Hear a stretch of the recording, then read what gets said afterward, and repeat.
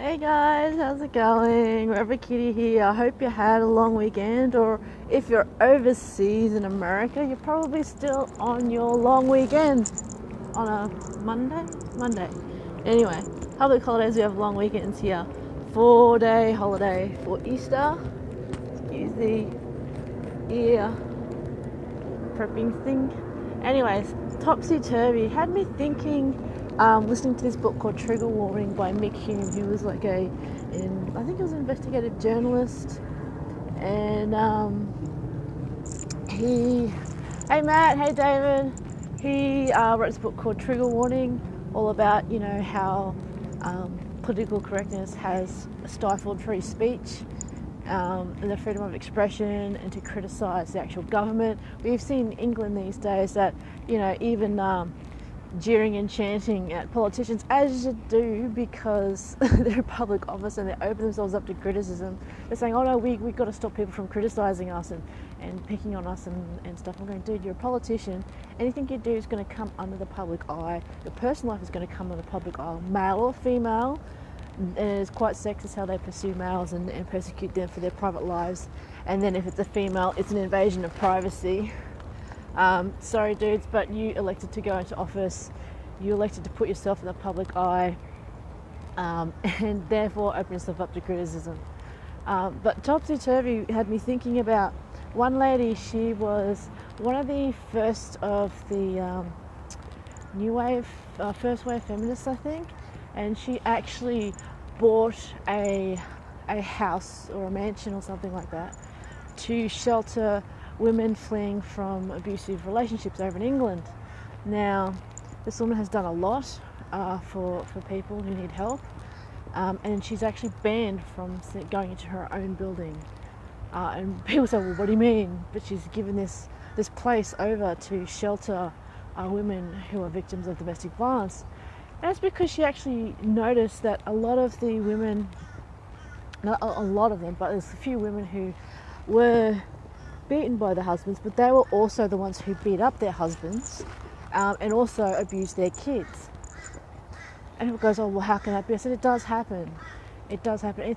Anything you can think of does happen. And she was banned from her own facility for protecting women because she said that, well, yes, women are abused, but also women can be the abusers. And some of these women who do seek shelter were the ones who actually firstly abused their husbands, or who actually do abuse their kids.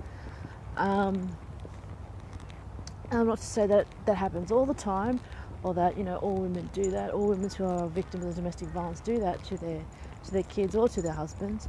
But all possibilities are available here. It's not just black and white. People talk about, hashtag not all and all that sort of stuff. But when people speak, they don't speak with any specifics. They'll say men should just behave themselves. I said, well, once you flip that to the other side and say, well, maybe women should behave themselves.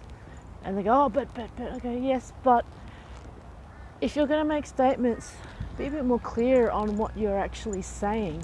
You can't say that all people do that, or just make blanket statements if you don't really believe it. I've caught many people out when they've online gotten so ramped up with whatever they have and saying all this, all that, and I go, well, can you clarify, are you saying all, or just in your experience, or majority from what you've seen has happened? I mean, surely there's some people in your life that haven't done this, or don't act that way, that are members of this particular subgroup or group that you're alluding to. And they go, oh, well, yeah, there's this one person. Go, yes, so not all are doing that. Not everyone's doing it. And I had to clarify that. But I asked a question. I didn't immediately jump up and down on them, going, hey, blah blah blah. And I said, okay, well, I said, so you're saying everyone that you've known has done this. So saying, so what? All of them? Yeah, all of them. Okay, there's something seriously wrong either with this society, which society is a lot of what people make of it. So thinking about it that way, if you're making society that bad, or the perception is that bad, what the hell is wrong? Sometimes it's all about perception, but the way I think of it as topsy-turvy is how can somebody who, you know, champions a cause then become its enemy? You know, just from saying, look, hey, I'm being reasonable. Not all women are completely innocent, not all men are completely innocent. There are differing shades of what people will and won't do, people what have done. And you got to think about that. I mean, there's many people I know who are great champions of causes. Sometimes, you know, they can get a bit unreasonable in my point of view, or they paint, you know, it becomes an us versus them, and it shouldn't be an us versus them. It should be a look, hey, you know, we're all human beings, how can we work together to make it better? So that's what I think about as being topsy-turvy, that someone who, you know, gave so much, made the safe place for people, is then restricted from that place because they were not as extreme as the people that are now running it. I'm like, that is kind of crazy. Where's the humanity of it all, I would say. Anyway, pretty deep for a short week, coming up after a long weekend of stuff. A lot's happened, supposedly relaxing, but I was working. You know, no rest for the wicked. Anyways, I hope you guys have a good short weekend, and there's Anzac Day on Thursday.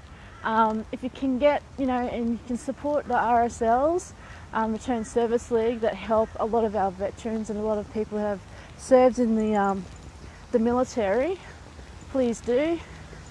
Hey Marco, yes, you're actually up and awake. Anyway, Anzac Day, and a lot of people are really down on Anzac Day. I don't. Anzac Day is something to celebrate for, well, not celebrate, but to acknowledge the service of people who fought in World War I, World War II. It's a really crap situation. The things that you see them do, things that you read about, extraordinary.